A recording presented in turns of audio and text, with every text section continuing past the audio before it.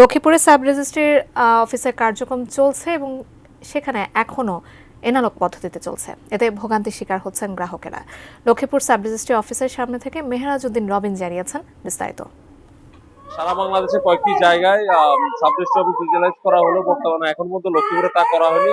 এই কারণে গ্রাহকদের কিন্তু মোটামুটি ভালোই ভোগান্তি পোহাতে হচ্ছে। এছাড়া আমি কয়েকজন গ্রাহকদের সাথে কথা বলছি, তারা আমাকে যেমনটি বলেছেন যে অ্যানালগ পদ্ধতি থাকার কারণে কিন্তু বর্তমানে লক্ষ্মীপুরে সাব রেজিস্ট্রি অফিসের কাগজপত্র হারানো হতে শুরু করে সময় স্বল্পতার যে ব্যাপার, তাদের ভোগান্তির পরিমাণ অনেক বেশি। এবং যদি তা ডিজিটালাইজ করা হয় তাহলে গ্রাহকরা মনে করছেন যে তাদের তথ্য উপাত্ত হারানোর সম্ভাবনা কম থাকবে, বা সময় স্বল্পতার যে ব্যাপারটা, দূর দূরান্ত থেকে যে গ্রাহকরা বারবার তাদের কাজের জন্য এই সেবা নিতে আসছেন, তারা এই ভোগান্তিটা পোহাতে হবে না।